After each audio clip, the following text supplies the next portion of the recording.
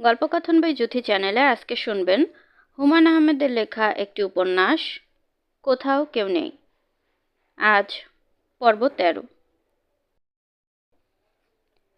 আজ সন্ধ্যায় রাতের পাখিরার অভিনয় হবে। বাকের তার কিছুই জানে না, কেউ তাকে বলেনি। এর মানে কি? তাকে কেউ কিছু বলবে না কেন? সারা বিকাল ব্যাপারটা নিয়ে সে চিন্তা করলো।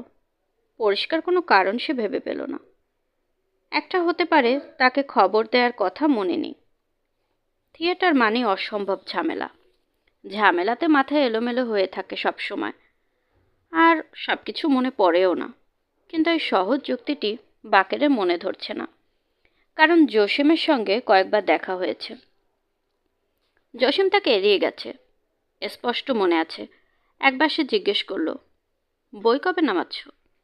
জসিম তার উত্তর দেয়নি, ফ্যাকাশে ভঙ্গিতে হেসেছে।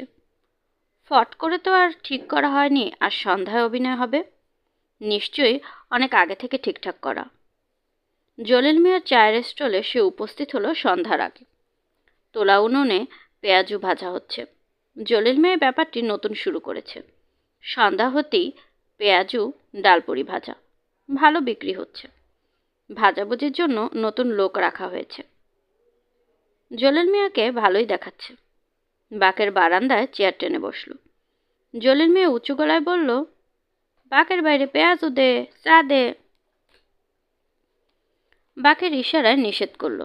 জলিল মিয়া বলল, বই শুরু হতে দেরি আছে বাকের ভাই, 8টা বাজবো, মিনিস্টার আসতেছে। কে আসছে? মিনিস্টার। মিনিস্টার মানে কি মিনিস্টার? মিনিস্টারের কি আর দেশে অভাব আছে ভাইজান? কথা খুবই ঠিক, দেশে প্রচুর মিনিস্টার আছে, কিন্তু এরা নিশ্চয়ই পাড়ার নাটকে উপস্থিত হয় না। এদের অন্য কাজ আছে। মিনিস্টারের কথা আপনি কিছু জানেন না বাকের ভাই? না। হুলস্থুল হয়ে যাচ্ছে, সিদ্দিক সাহেব ব্যবস্থা করলেন, কাঠটাট ছাপিয়েছে। তাই নাকি?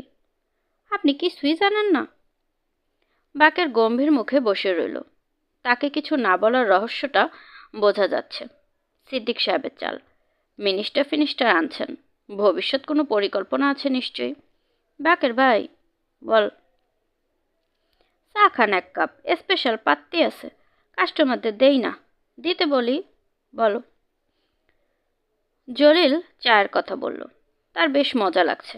সে বুঝতে পারছে সিদ্দিক সাহেবের সঙ্গে বাকেরের একটা ঝামেলা শুরু হয়েছে। বাকের একা পড়ে গেছে। এই সময় একা থাকা মানেই ডুবে যাওয়া। সামনের দিনগুলোতে বাকেরকে আর ডেকে ডেকে চা পেঁয়াজু খাওয়াতে হবে না, স্পেশাল পাত্তির চা বানাতে হবে না। কিন্তু তাতে তার কোনো লাভ নেই। নতুন দল আসবে, স্পেশাল পাত্তি তাদের জন্য রাখতে হবে। বাকের ভাই। মিনিস্টার সাহেব নাকি যুব সমিতিকে অনেক টাকা পয়সা দিচ্ছেন, ঘর দিচ্ছেন। ভালোই তো। যুব সমিতির পাঠাগার হবে, 20 ইঞ্চি টিভি দিতে পারবে পাঠাগারে। ভালো। এরশাদ সাহেবের দলটা খারাপ না, কি বলেন? খরচাপাতি করছে। জিয়া সাহেবের সময় এত খরচাপাতি করে না, খালি খাল কাটা হয়েছে। কি বলেন বাকের ভাই? বাকের জবাব দিল না। জলিল মিয়া হৃষ্টচিত্তে বলতে লাগলো, মিলিটারি ছাড়া এই দেশ ঠিক রাখা যাবে না। এরশাদ সাহেব মিলিটারি মানুষ। 2 মেয়ে পলিটিশিয়ানদের কেমন চরকিবাজি দেখিয়ে দিল। ঠিক বললাম কি না বাকের ভাই? ঠিকই বলছো। মেয়ে মানুষদের কাজ হলো বাচ্চা দেওয়া। এই কাজ ছাড়া অন্য কোনো কাজ মেয়ে মানুষ দিয়া হয় না। ঠিক বললাম না বাকের ভাই? বাকের উত্তর না দিয়ে উঠে এলো। জলিল মিয়ার দোকান এখন কাস্টমার নেই। সে অনবরত বকবকর করতেই থাকবে। পলিটিক্স তার প্রিয় বিষয়। প্রেসিডেন্ট জিয়ার সময় সে ছিল জিয়া ভক্ত, এখন এরশাদ প্রেমিক। এরশাদ সাহেবের একটা বাঁধানো ছবি দোকানে ঝুলিয়েছিল। লোকজন হইচই করাতে ছবি সরিয়ে ফেলেছে। এদেশের মানুষগুলো অদ্ভুত। যে ক্ষমতায় থাকে তাকে কেউ সহ্য করতে পারে না, সবাই তার বিরুদ্ধে চলে যায়। কেন যায়? বাকের অন্যমনস্ক ভঙ্গিতে রাস্তার এ মাথা থেকে ও মাথা পর্যন্ত কয়েকবার হাঁটল। রাস্তার মোড়ে টর্চ হাতে 2জন ট্রাফিক পুলিশ। এরকম জায়গায় ট্রাফিক পুলিশ? নির্ঘাত মিনিস্টার সাহেব আসছেন সেই উপলক্ষে। একবার গিয়ে দেখে আসবে নাকি কেমন জমেছে সব কিছু। বাকের মনস্থির করতে পারল না। মুনাদের বাসায় গেলে কেমন হয়?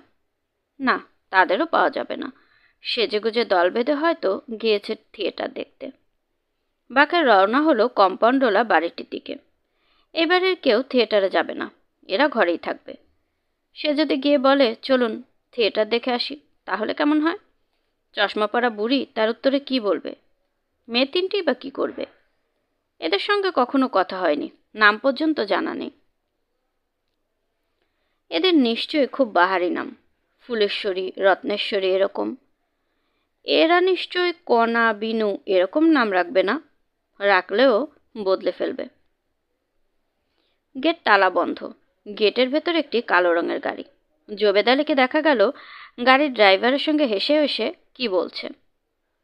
জবেদ আলীর হাতে সিগারেট, অথচ কয়েকদিন আগে সে বলেছে সিগারেট খায় না। বাকের গেটের পাশে দাঁড়িয়ে উঁচু গলায় ডাকল, এই যে জবেদ আলী সাহেব, একটু শুনে যান। জবেদ আলী গম্ভীর মুখে এগিয়ে গেল। কেমন আছেন ভাই? ভালো, কি চান? কিছু চাই না, গল্পগুজব করতে আসলাম। জবেদ আলী তীক্ষ্ণ চোখে তাকিয়ে রইল। বাকের হাসি মুখে বলল, থিয়েটারে যান নাই? রাতের পাখিরা হচ্ছে। জি না, থিয়েটার দেখি না। মেয়েরাও যায় নাই? না, যায় নাই কেন? কাস্টমার এসেছে নাকি? কি বললেন? বললাম কাস্টমার এসেছে নাকি। মেয়ে তিনটা তো ব্যবসা করে, তাই না? জবেদ আলী চোখ বড় বড় করে তাকিয়ে রইল। বাকের গম্ভীর গলায় বলল, ভদ্রপাড়ায় বেশ্যাবাড়ি খুলে ফেললেন? জবেদ আলী থমথমে গলায় বলল, পাগলের মতো কি বলছেন? বাকের ঠান্ডা গলায় বলল, ঠিকই বলছি, একটা কথাও ভুল বলি নাই। গেট খোলেন, বুড়ির সঙ্গে কথা বলবো। আপনি সকালবেলা আসেন, যা বলো সকালে বলবেন। বাকের সিগারেট ধরিয়ে উদাস স্বরে বলল, বেশ্যার দালালি কতদিন ধরে করছেন? আমাকে বলছেন? হ্যাঁ, আপনাকেই। আপনি ছাড়া আর কে আছে? নেন সিগারেট নেন। আমি সিগারেট খাই না। একটু আগে তো দেখলাম সিগারেট টানছেন। জবেদ আলী নিচু গলায় বলল, বাকের ভাই আপনি সকালে আসেন, এখন হইচই করবেন না। হইচই? হইচই কোথায় করলাম? ভাই আপনি এখন যান। সাদা শাড়ি পরা ফর্সা মহিলা বারান্দায় এসে দাঁড়িয়েছে। সে রিনরিনে গলায় বলল, কে কথা বলে রে? জবেদ আলী বলল, কেউ না আম্মা। জবেদ আলী মহিলাটিকে আম্মা ডাকে নাকি, এটা জানা ছিল না। বাকে সিগারেট টানতে টানতে রাস্তার দিকে রওনা হলো। এখন তার বেশ একটা ফুর্তির ভাব হচ্ছে। কালো গাড়িতে করে যে ভদ্রলোক তিনকন্যার কাছে এসেছেন, তার শার্টের কলার চেপে ধরলে কেমন হয়? বাকের নিজের মনে খানিকক্ষণ হাসল। দলবল জুটিয়ে বাড়ি ঘেরাও করলে হয়, কিন্তু সবাই গেছে রাতের পাখিরা দেখতে। সেখান থেকে হাতে দিয়ে টেনেও কাউকে আনা যাবে না। বাকের মোনাদের ঘরের দিকে রওনা হলো। কাউকে ঘটনাটা বলতে না পারলে রাতে ঘুম হবে না। অনেকক্ষণ কড়া নাড়ার পর দরজা খুলল। বাকের হাসি মুখে বলল, খবর কি মোনা? মোনা বিরস মুখে বলল, কোনো কাজে এসেছেন? না, কোনো কাজ নেই, যাচ্ছিলাম এদিক দিয়ে, ভাবলাম আমার শরীরটা ভালো না, এখন চলে যান। বাসায় কেউ নেই? না, মামা কোথায় যেন গেছেন, বাবু গেছে বকুলের শ্বশুর বাড়ি। ও আচ্ছা, একা একা ভয় লাগছে না? আমার এত ভয়টই নেই। একটা মজার খবর আছে মুনা, রহস্য বেদ হয়েছে। ভূতের কাছে মামদোবাজি। ফটাস করে হাড়ি ভেঙে ফেলেছি। ওপেন মার্কেটে পট ব্রেকিং হয়ে গেছে। কি বক বক করছেন? শুনলে লাফ দিয়ে উঠবে। লাফ দিয়ে ওঠার কোনো ইচ্ছে নেই আমার, এখন জানতো। বেশিক্ষণ না, 1 মিনিট বসবো। বাকের ঘরে ঢুকে পড়ল। সহজ গলায় বলল, চা করে 1 কাপ, চা খেয়ে জুত করে বসে গল্পটা বলি। আপনি বড্ড বিরক্ত করেন বাকের ভাই। বিরক্ত করবো না, 1 মিনিটে মামলা। তুমি নাটক দেখতে যাওনি? যাইনি, সে তো দেখতেই পাচ্ছেন। শুধু শুধু কথা বলা আপনার একটা বদ অভ্যাস। তা ঠিক, নাটকে মিনিস্টার সাহেব আসছেন, জানো নাকি? না জানি না, আসুক যার ইচ্ছা। সিদ্দিক সাহেবের চাল, বেটা ইলেকশন করবে, ফিল করছে, বুঝলে না? লোকজনদের খেলাচ্ছে। খেলাক, আপনি চুপ করে বসুন, চা এনে দিচ্ছি, খেয়ে বিদায় হন। নাটক যদি দেখতে চাও নিয়ে যেতে পারি, ঘরে তালা দিয়ে চলে যাব, নো প্রবলেম। কিছু দেখতে চাই না। মোনা ভেতরে চলে গেল। বাকের সিগারেট বের করলো। পকেটে দেয়াশলাই আছে, তবু সে রান্নাঘরে উকি দিল। ম্যাচ আছে, সিগারেট ধরাতে পারছি না। মোনা নির্বিকার ভঙ্গিতে দেয়াশলাই এগিয়ে দিল। কাজের একটা মেয়ে ছিল না, সেও নেই। না, দেশের বাড়ি গেছে। আপনি এখানে বসছেন কেন? বসার ঘরে গিয়ে বসুন। তুমি একা একা আছো। বাকের ভাই, বসার ঘরে গিয়ে বসুন তো। বাকের উঠে গেল। মিনিস্টার সাহেব চলে এসেছেন। অনেক মাইক টেক লাগানো হয়েছে। এখান থেকেও পরিষ্কার শোনা যাচ্ছে। সব মিনিস্টাররা এক ধরনের ভাষায় বক্তৃতা দেন, গলা ওঠানামা করে এক ভঙ্গিতে। এক এক সরকারের মন্ত্রীদের এক এক ধরনের বক্তৃতা। শেখ মুজিবের মন্ত্রীরা আঙুল দেখিয়ে বক্তৃতা করতেন। রেসকোর্স ময়দানে মুজিবের ভাষণের নকল করতেন। এরশাদ সাহেবের মন্ত্রীরা সবাই খুব আল্লাহভক্ত। সবাই কোরআন শরীফ থেকে উদ্ধৃতি দেন। তাদের বক্তৃতা ইহকালের চেয়ে পরকালের কথাই বেশি থাকে। বক্তৃতা শুনলে মনে হয় ওয়াজ করছেন। বাকে শুনল মিনিস্টার সাহেব বলছেন, যুবকদের সমাজের প্রতি দায়িত্ব আছে। যুবকদের অনুসরণ করতে হবে রাসূলুল্লাহর নির্দেশিত পথ, কারণ সেই পথেই ইহকাল ও পরকালের জন্য মঙ্গল নিহিত। মুনা চা এনে সামনে রেখে ক্লান্ত গলায় বলল, বাকের ভাই, আমার শরীরটা ভালো না, আপনি চা খেয়ে চলে যান। হয়েছে কি? কি জানি, বমি বমি লাগছে। নো প্রবলেম, 2টি অ্যাভোমিন ট্যাবলেট নিয়ে আসছি। আপনাকে কিছু আনতে হবে না, প্লিজ। বাকের চায়ে চুমুক দিল। মুনা তার সামনেই বসে আছে, চোখে ঈষৎ রক্তাভ। সন্ধ্যাবেলাতেই ঘন ঘন হাই তুলছে। কেমন কঠিন একটা ভঙ্গি চারদিকে। মেয়েরা এমন কঠিন হলে ভালো লাগে না। রাত 11:30টার দিকে শেষবারের মতো চা খাবার জন্য বাকের বের হলো। ভাইয়ের বাসায় থাকার সময় তাকে এই কষ্টটা করতে হতো না। শোবার আগে 1 কাপ চা পাওয়া যেত। এখন বাইরে থেকে খেয়ে আসতে হয়। অস্বস্তিকর একটা ব্যাপার। বিছানায় বসে চা খাওয়া আর দোকানে বসে চেয়ারে চা খাওয়া একটা বড় ধরনের পার্থক্য আছে। জলিল মিয়া তার স্টল বন্ধ করে দিয়েছে। সাধারণত 12টার দিকে বন্ধ হয়। আজ সকাল সকাল বন্ধ হলো। বাকের এগিয়ে গেল মেন রোডের দিকে। সেখানে হোটেল আকবরিয়া সারা রাত খোলা থাকে। বাকের ভাই, বাকের ভাই। বাকের থমকে দাঁড়ালো। জসিম লম্বা পা ফেলে এগিয়ে আসছে। তার মধ্যে ব্যস্ত একটা ভঙ্গি। মনে হচ্ছে বেশ ফুর্তিতে আছে। কি খবর জসিম? জি, খবর ভালো। তোমাদের নাটক হলো কেমন? জসিম খানিকটা চুপসে গেল। নিচু গলায় বলল, ভালো হয়েছে। ভালো হলেই ভালো। মিনিস্টার এসেছিল নাকি? Good, very good. আমি আপনাকে খুঁজছিলাম বাকের ভাই। 2বার আপনার ঘরে গিয়ে খুঁজে এসেছি। কি জন্যে? জসিম ইতস্তত করতে লাগলো, যেন কোন একটি অপ্রিয় প্রসঙ্গ তুলতে চায়, কিন্তু সাহসে কুলোচ্ছে না। সে অকারণে কাশতে লাগলো। বলে ফেলো, কি ব্যাপার?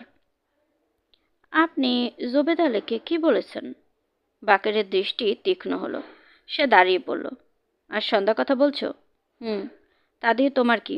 জোবেদ আলীর সঙ্গে তোমার কি? জোবেদ আলী বেশ্যার দালাল, তুমি করো দোকানদারি। তাকে কি বললাম না বললাম তাতে তোমার গায়ে লাগছে কেন বুঝলাম না। না, আমার কিছু না। সিদ্দিক সাহেবের কাছে ওরা গিয়েছিল। সিদ্দিক সাহেব আপনাকে খবর দিতে বললেন। আমাকে আর মাখনা ভাইকে বললেন। জসিম থেমে গেল। বাকের গম্ভীর স্বরে বলল, কি বললেন? বললেন আপনাকে সাবধান করে দিতে। ঝামেলা করলে অসুবিধা হবে।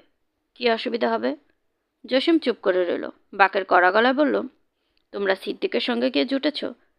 তা না, উনি পাড়ার একটা মাথা। কবে থেকে পাড়ার মাথা হলো? কি কথা বলছো না যে? গিয়ে বলবে তোমার পাড়ার মাথাকে আমি তার মুখে পেচ্ছাপ করে দেই। জসিম রুমাল দিয়ে তার ঘাড় মুছতে লাগলো। বাকের বলল, কি বলতে পারবো না? এটা কেমন করে বলি বাকের ভাই? অসুবিধা কি? আমি যেমন করে বললাম সেরকম বলবে। তোমাদের কাজই তো হচ্ছে একজনের কথা অন্যজনকে বলা।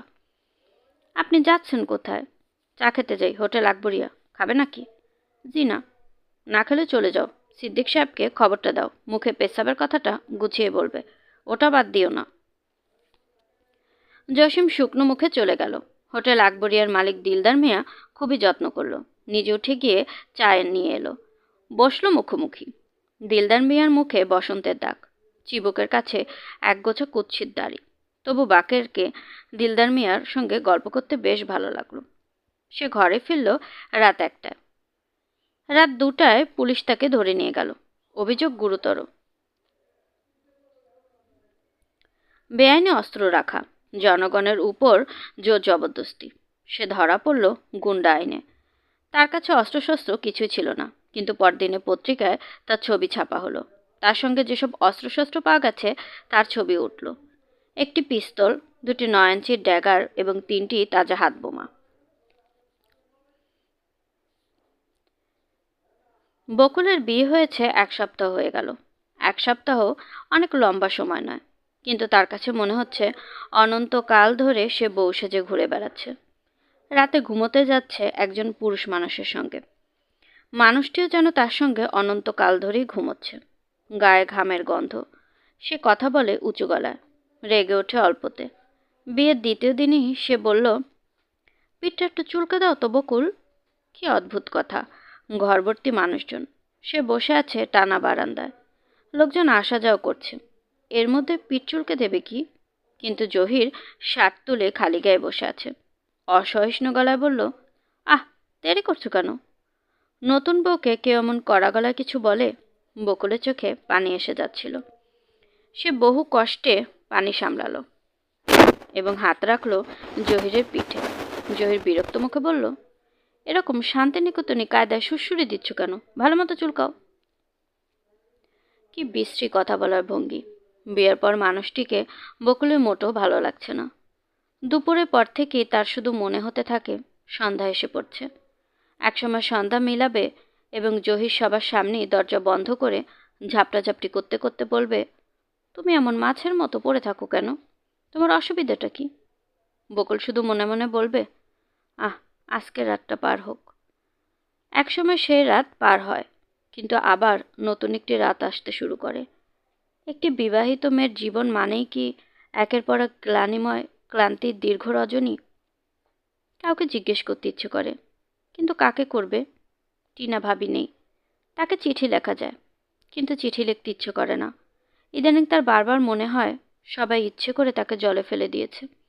সবাই জানতো তার এই অবস্থা হবে, কিন্তু কেউ তাকে বলেনি।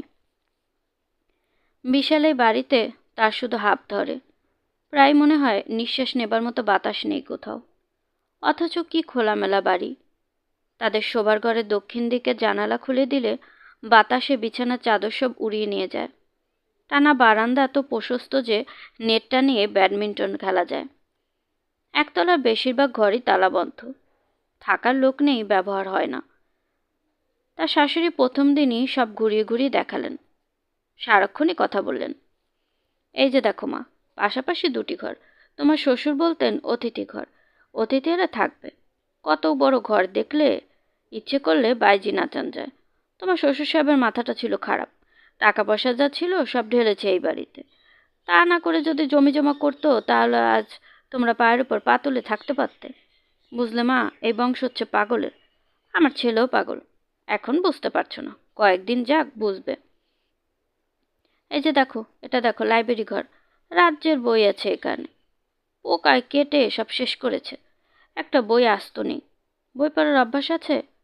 থাকলে আমার কাছ থেকে চাবি নিয়ে যেও। তবে মা, রাতের বেলা একা একা এ ঘরে আসবে না। সবাই কিসব নাকি দেখে, আমি নিজে কোনো দিন দেখি নাই।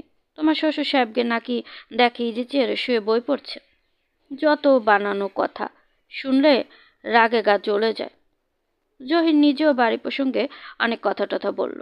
বকুলকে খানিক ঘুরিয়ে দেখালো, ছাদে নিয়ে গেল। চিত্তে বলল, বাড়ি কেমন দেখলে? ভালো। 21টা ঘর আছে, অথচ 2টা মাত্র বাথরুম, তাও একতলায়। বাবার একটা নেশায় ছিল ঘর বানানো, কি করে রুমের সংখ্যা বাড়ান যায়, অথচ মানুষ মাত্র 3জন। এরকম অদ্ভুত শখ হলো কেন? কে জানে কেন। গৌরীপুরে মহারাজা বাড়ি দেখে বোধহয় এই নেশা চেপেছিল। লোকজন বাড়ির সামনে পেছনে খোলা জায়গা টায়গা থাকে, বাগান টাগান করে। এইসব কিচ্ছু নেই, সবটা জুড়ে বাড়ি। কিছুদিন পর এটা হবে ভূতের বাড়ি, কেউ থাকবে না। বকুল ক্ষীণস্বরে বলল, মা আমাকে লাইব্রেরি ঘরে একা একা যেতে নিষেধ করেছেন। জয়ের বিরক্ত মুখে বলল, যত ফালতু ব্যাপার। যেখানে যেতে ইচ্ছে হয় যাবে। ভূত পেতের গল্পের বই ছাড়া কোথাও থাকে না। তুমি আবার ভূত বিশ্বাস করো না তো? অল্প অল্প করি। এখন থেকে আর করবে না। তবে শোনো, রাতের বেলা বাথরুমে যেতে হলে আমাকে ডেকে তুলবে। একা একা যাবার দরকার নেই। আমি দোতলায় বাথরুমের ব্যবস্থা করছি, কালই রাজমিস্ত্রি লাগাবো। সত্যি সত্যি ভোর হতেই রাজমিস্ত্রি চলে এলো। বকুলের শাশুড়ি মুখ কালো করে ফেললেন। এত টাকা খরচ করে বাথরুম বানানোর তার কোনো ইচ্ছে নেই। দিন তো চলে যাচ্ছে, ওদের দোতলা অসুবিধা হলে একতলায় চলে এলেই পারে। ঘর তো সব খালিই পড়ে থাকে। মা এবং পুত্রের মধ্যে একটা ঠান্ডা লড়াই হয়ে গেল। এ জাতীয় লড়াই বকুল আগে দেখেনি। সে কি করবে বুঝতে পারল না। শাশুড়ি তার ঘরে শুয়ে কাঁদছেন। জহির চায়ের কাপ হাতে রাজমিস্ত্রিদের কাজের তদারক করছে হাসি মুখে। বকুল শুকনো মুখে একবার যাচ্ছে শাশুড়ির কাছে, একবার আসছে জহিরের কাছে। বাড়িতে আর লোকজন বলতে দুটি কাজের মেয়ে এবং শমশের নামের একজন গোমস্তা ধরনের মানুষ, যার একমাত্র কাজ হচ্ছে বাজার করে এনে রোদে পিঠ মেলে বসে থাকা। বিয়ে উপলক্ষে আত্মীয়স্বজন যা এসেছিল তারা একদিন পরেই বিদায় হয়েছে। বকুলের শাশুড়ি তাদের প্রত্যেকের সঙ্গে ঝগড়া করেছেন। ঝগড়ার কারণ হচ্ছে বিয়েতে দেওয়া উপহার। তিনি বকুলের চাচি শাশুড়িকে সবার সামনে বললেন, 10টা না 5টা না, একটা মাত্র ছেলে আমার, তার বউয়ের জন্য যে শাড়ি আনলেন সেই শাড়ি তো আমার কাজের মেয়েও পরে না। আমার একটা ইজ্জত নাই নাকি?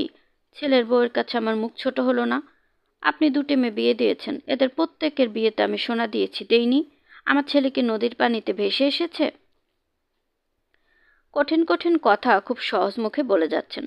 রোগা ফর্সা সুন্দর মহিলাটি কাঁদতে লাগলেন। কি অস্বস্তিকর অবস্থা! 5 দিনের মাথায় বাবু এসে উপস্থিত। একা একা চলে এসেছে, হাতে নতুন কেনা সুটকেস। বকুলের বিস্ময়ের সীমা রইল না, বিস্ময় এবং আনন্দ। তার ইচ্ছে করছিল ছুটে গিয়ে বাবুকে জড়িয়ে ধরে খানিকক্ষণ খুব কাঁদে, কিন্তু তা সম্ভব নয়। শাশুড়ি বাবুর সঙ্গে কথা বলছেন। জহির দোতলা থেকে নেমে এসেছে। বাবুর শোবার জায়গা হলো একতলায়। বকুল অবাক হয়ে লক্ষ্য করল বাবুর ঘর গোছগাছ করে দেবার জন্য জহির নিজেই উদ্যোগী হয়েছে। বকুল এটা ঠিক আশা করেনি। তার কেন জানি মনে হচ্ছিল জহিরের এখন আর তার বা তার পরিবারের কারোর প্রতি কোনো আগ্রহ নেই। রাতের বেলা বকুলকে খানিকক্ষণ কাছে পেলেই তার হয়ে যায়। সমস্ত ভালোবাসাবাসী রাতের খানিকক্ষণ সময়ের জন্য। সে ভেবে পাচ্ছে না এই ব্যাপারটি শুধু কি তার ক্ষেত্রেই সত্যি, না পৃথিবীর সব মেয়েদের বেলাতেও সত্যি। বকুলের আনন্দের সীমা রইল না যখন জহির বলল, তুমি বরং আজ তোমার ভাইয়ের সঙ্গে ঘুমাও। বকুল তাকেই রইল। জহির বলল, বেচারা একা একা ভয় টয় পাবে। তাছাড়া তোমরা নিজেরা ভাইয়ের সঙ্গেও গল্প করতে ইচ্ছে করতে পারে নিশ্চয়ই। রাত জেগে গল্প করো। আনন্দে বকুলের চোখে পানি এসে গেল। সে কি বলবে বুঝতে পারছে না। তার ইচ্ছে করছে এমন কিছু বলতে যাতে জহির খুশি হয়, কিন্তু তেমন কোনো কথা তার মনে আসছে না। সে শুধু বলল, তোমার অসুবিধা হবে না তো? অসুবিধা? অসুবিধা হবে কেন? ঠিকই তো, তার অসুবিধা হবে কেন? বকুল কথাটা বলেছে খুব বোকার মতো। জহির বলল, এক কাজ করলে কেমন হয়? বাবুকে এখানে রেখে দেওয়া যায় না? এখানে রেখে দেব? হ্যাঁ, তোমার সঙ্গে থাকবে, পড়াশোনা করবে, বিরাট বাড়ি খালি পড়ে আছে। তাছাড়া ও থাকলে তোমার একজন সঙ্গী হবে। সত্যি বলছো? সত্যি বলছি মানে? না মানে তুমি চাও ও এখানে থাকুক? না চাইলে শুধু শুধু বলবো কেন? চাই বলেই তো বলছি। তাছাড়া আমি যখন এখানে থাকবো না তখন তুমি খুব লোনলি ফিল করবে। বকুল অবাক হয়ে বলল, তুমি এখানে থাকবে না মানে? মাঝে বললো তুমি এখানেই থাকবে। বিছানায় বসে চা খাওয়া আর দোকানে বসে চেয়ারে চা খাওয়া একটা বড় ধরনের পার্থক্য আছে। জলিল মিয়া তার স্টল বন্ধ করে দিয়েছে। সাধারণত 12টার দিকে বন্ধ হয়, আজ সকাল সকাল বন্ধ হলো। বাকের এগিয়ে গেল মেন রোডের দিকে। সেখানে হোটেল আকবরিয়া সারা রাত খোলা থাকে। বাকের ভাই, বাকের ভাই! বাকের থমকে দাঁড়ালো। জসিম লম্বা পা ফেলে এগিয়ে আসছে, তার মধ্যে ব্যস্ত একটা ভঙ্গি। মনে হচ্ছে বেশ ফুর্তিতে আছে। কি খবর জসিম? জি, খবর ভালো। তোমাদের নাটক হলো কেমন? জসিম খানিকটা চুপসে গেল, নিচু গলায় বলল, ভালো হয়েছে। ভালো হলেই ভালো। মিনিস্টার এসেছিল নাকি? হুম, গুড, ভেরি গুড। আমি আপনাকে খুঁজছিলাম বাকের ভাই। 2বার আপনার ঘরে গিয়ে খুঁজে এসেছি। কি জন্যে? জসিম ইতস্তত করতে লাগলো, যেন কোন একটি অপ্রিয় প্রসঙ্গ তুলতে চায়, কিন্তু সাহসে কুলোচ্ছে না। সে অকারণে কাশতে লাগলো। বলে ফেলো, কি ব্যাপার? আপনি জুবেদ আলীকে কি বলেছেন? বাকেরের দৃষ্টি তীক্ষ্ণ হলো। সে দাঁড়িয়ে পড়ল। আর সন্ধ্যা কথা বলছো? হুম। তা দিয়ে তোমার কি? জুবেদ আলীর সঙ্গে তোমার কি? জুবেদ আলী বেশ্যার দালাল, তুমি করো দোকানদারি। তাকে কি বললাম না বললাম তাতে তোমার গায়ে লাগছে কেন বুঝলাম না। না, আমার কিছু না। সিদ্দিক সাহেবের কাছে ওরা গিয়েছিল। সিদ্দিক সাহেব আপনাকে খবর দিতে বললেন, আমাকে আর মাখনা ভাইকে বললেন। জসিম থেমে গেল। বাকের গম্ভীর স্বরে বলল, কি বললেন? বললেন আপনাকে সাবধান করে দিতে, ঝামেলা করলে অসুবিধা হবে। কি অসুবিধা হবে? জসিম চুপ করে রইল। বাকের কড়া গলায় বলল, তোমরা সিদ্দিকের সঙ্গে গিয়ে জুটেছ? তা না, উনি পাড়ার একটা মাথা। কবে থেকে পাড়ার মাথা হলো? কি কথা বলছো না যে? গিয়ে বলবে তোমার পাড়ার মাথাকে আমি তার মুখে পেচ্ছাপ করে দিই। জসিম রুমাল দিয়ে তার ঘাড় মুছতে লাগলো। বাকের বলল, কি বলতে পারবো না? এটা কেমন করে বলি বাকের ভাই? অসুবিধা কি? আমি যেমন করে বললাম সেরকম বলবে। তোমাদের কাজই তো হচ্ছে একজনের কথা অন্যজনকে বলা। আপনি যাচ্ছেন কোথায়? চা খেতে যাই, হোটেল আকবরিয়া। খাবে নাকি? জি না। না খেলে চলে যাও। সিদ্দিক সাহেবকে খবরটা দাও, মুখে পেচ্ছাবের কথাটা গুছিয়ে বলবে, ওটা বাদ দিও না। জসিম শুকনো মুখে চলে গেল। হোটেল আকবরিয়ার মালিক দিলদার মিয়া খুবই যত্ন করলো। নিজে উঠে গিয়ে চায়ের নিয়ে এলো, বসলো মুখোমুখি। দিলদার মিয়ার মুখে বসন্তের দাগ, চিবুকের কাছে একগোছা কুৎসিত দাড়ি। তবু বাকেরকে দিলদার মিয়ার সঙ্গে গল্প করতে বেশ ভালো লাগলো। সে ঘরে ফিরল রাত 1টায়। রাত 2টায় পুলিশ তাকে ধরে নিয়ে গেল। অভিযোগ গুরুতর, বেআইনি অস্ত্র রাখা, জনগণের উপর জোর জবরদস্তি। সে ধরা পড়ল গুন্ডা আইনে। তার কাছে অস্ত্রশস্ত্র কিছুই ছিল না, কিন্তু পরদিনে পত্রিকায় তার ছবি ছাপা হলো। তার সঙ্গে যেসব অস্ত্রশস্ত্র পাওয়া গেছে তার ছবি উঠল। একটি পিস্তল, 2টি 9 ইঞ্চির ড্যাগার এবং 3টি তাজা হাতবোমা। বকুলের বিয়ে হয়েছে 1 সপ্তাহ হয়ে গেল। 1 সপ্তাহ অনেক লম্বা সময় নয়, কিন্তু তার কাছে মনে হচ্ছে অনন্তকাল ধরে সে বউ সেজে ঘুরে বেড়াচ্ছে। রাতে ঘুমোতে যাচ্ছে একজন পুরুষ মানুষের সঙ্গে। মানুষটিও যেন তার সঙ্গে অনন্তকাল ধরেই ঘুমোচ্ছে। গায়ে ঘামের গন্ধ। সে কথা বলে উঁচু গলায়, রেগে ওঠে অল্পতে। বিয়ের 2য় দিনই সে বলল, পিঠটা একটু চুলকে দাও তো বকুল। কি অদ্ভুত কথা। ঘরভর্তি মানুষজন। সে বসে আছে টানা বারান্দায়। লোকজন আসা যাওয়া করছে। এর মধ্যে পিঠ চুলকে দেবে কি? কিন্তু জহির শার্ট তুলে খালি গায়ে বসে আছে। অসহিষ্ণু গলায় বলল, আহ, দেরি করছো কেন? নতুন বউকে কেউ এমন কড়া গলায় কিছু বলে? বকুলের চোখে পানি এসে যাচ্ছিল। সে বহু কষ্টে পানি সামলালো এবং হাত রাখলো জহিরের পিঠে। পুলিশের হাঙ্গামায় বাকেরের আগেও 2বার পড়েছে। এরকম শান্তিনিকেতনে কায়দায় সুড়সুড়ি দিচ্ছ কেন? ভালো করে থানা যাবার সময় তার বুক কাঁপছিল এবং প্রচন্ড রকম পিপাসা বোধ হচ্ছিল। বিয়ের পর মানুষটি থানায় পৌঁছাও বকুলের ভয়টা ভালো লাগছে না। ওসি সাহেব দুপুরের পর থেকেই তার শুধু মনে এমনভাবে কথাবার্তা বলতে লাগলেন যেন বাকে একসময় সন্ধ্যা মিলাবে মানুষ এবং জহির সবার সামনেই দরজা বন্ধ করে ঘন্টা 2 পর বললেন, আচ্ছা ভাই জানবে, তুমি এমন মাছের মতো পড়ে থাকো কেন?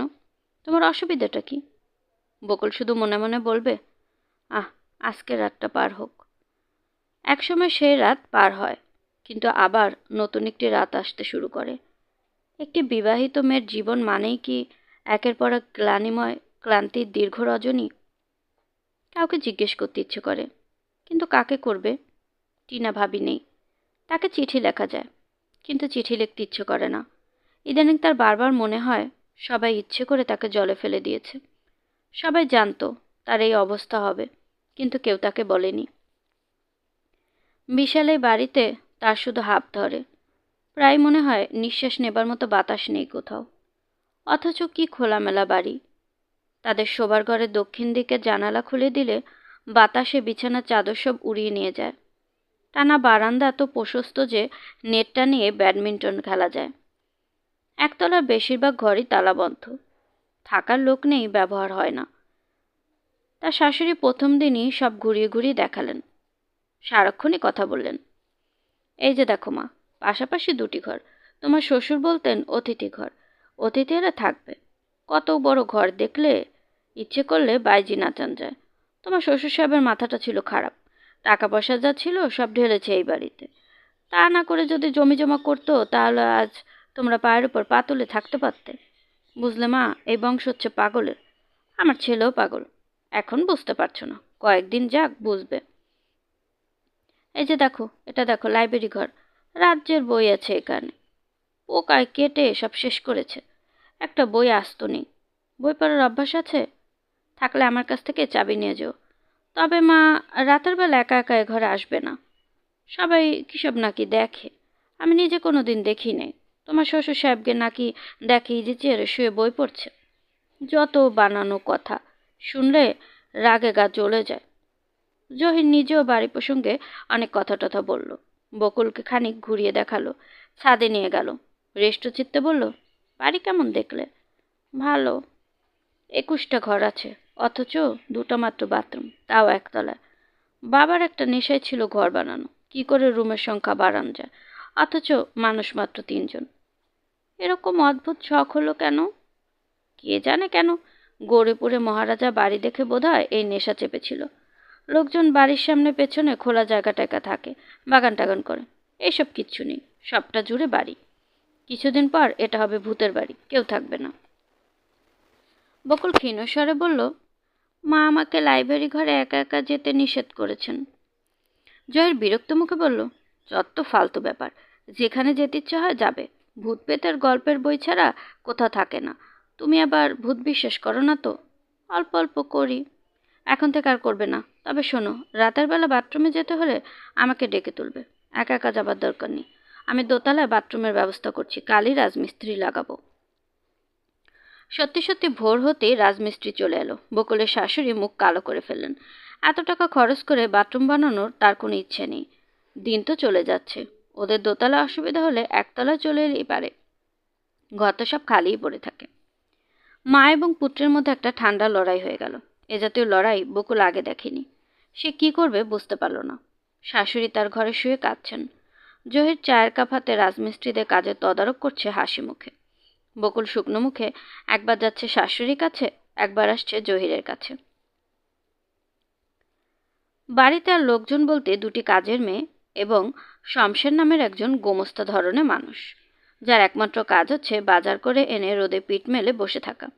বিয়ে উপলক্ষে আত্মীয়স্বজন যা এসেছিল তারা একদিন পরেই বিদায় হয়েছে। বকুলের শাশুড়ি তাদের প্রত্যেকের সঙ্গে ঝগড়া করেছেন। ঝগড়ার কারণ হচ্ছে বিয়েতে দেওয়া উপহার। তিনি বকুলের চাচি শাশুড়িকে সবার সামনে বললেন, 10টা না 5টা না, একটা মাত্র ছেলে আমার, তার বউয়ের জন্য যে শাড়ি আনলেন সেই শাড়ি তো আমার কাজের মেয়েও পরে না। আমার একটা ইজ্জত নাই নাকি? ছেলের বউয়ের কাছে আমার মুখ ছোট হলো না? আপনি 2টি মেয়ে বিয়ে দিয়েছেন, এদের প্রত্যেকের বিয়েতে আমি সোনা দিয়েছি, দেইনি? আমার ছেলে কি নদীর পানিতে ভেসে এসেছে? কঠিন কঠিন কথা খুব সহজ মুখে বলে যাচ্ছেন। রোগা ফর্সা সুন্দর মহিলাটি কাঁদতে লাগলেন। কি অস্বস্তিকর অবস্থা। 5 দিনের মাথায় বাবু এসে উপস্থিত। একা একা চলে এসেছে, হাতে নতুন কেনা সুটকেস। বকুলের বিস্ময়ে সীমা রইল না, বিস্ময় এবং আনন্দ। তার ইচ্ছে করছিল ছুটে গিয়ে বাবুকে জড়িয়ে ধরে খানিকক্ষণ খুব কাঁদে, কিন্তু তা সম্ভব নয়। শাশুড়ি বাবুর সঙ্গে কথা বলছেন। জহির দোতলা থেকে নেমে এসেছে। বাবু শোবার জায়গা হলো একতলায়। বকুল অবাক হয়ে লক্ষ্য করল, বাবুর ঘর গোছগাছ করে দেবার জন্য জহির নিজেই উদ্যোগী হয়েছে। বকুল এটা ঠিক আশা করেনি। তার কেন জানি মনে হচ্ছিল জহিরের এখন আর তার বা তার পরিবারের কারোর প্রতি কোনো আগ্রহ নেই। রাতের বেলা বকুলকে খানিকক্ষণ কাছে পেলেই তার হয়ে যায় সমস্ত ভালোবাসাবাসি রাতের খানিকক্ষণ সময়ের জন্য। সে ভেবে পাচ্ছে না এই ব্যাপারটি শুধু কি তার ক্ষেত্রেই সত্যি, না পৃথিবীর সব মেয়েদের বেলাতেও সত্যি। বকুলের আনন্দের সীমা রইল না যখন জহির বলল, তুমি বরং আজ তোমার ভাইয়ের সঙ্গে ঘুমাও। বকুল তাকিয়ে রইল। জহির বলল, বেচারা একা একা ভয় টয় পাবে। তাছাড়া তোমরা নিজেরা ভাইয়ের সঙ্গেও গল্প করতে ইচ্ছে করতে পারে নিশ্চয়ই। রাত জেগে গল্প করো। আনন্দে বকুলের চোখে পানি এসে গেল। সে কি বলবে বুঝতে পারছে না। তার ইচ্ছে করছে এমন কিছু বলতে যাতে জহির খুশি হয়, কিন্তু তেমন কোনো কথা তার মনে আসছে না। সে শুধু বলল, তোমার অসুবিধা হবে না তো? অসুবিধা? অসুবিধা হবে কেন? ঠিকই তো, তার অসুবিধা হবে কেন? বকুল কথাটা বলেছে খুব বোকার মতো। জহির বলল, এক কাজ করলে কেমন হয়, বাবুকে এখানে রেখে দেওয়া যায় না?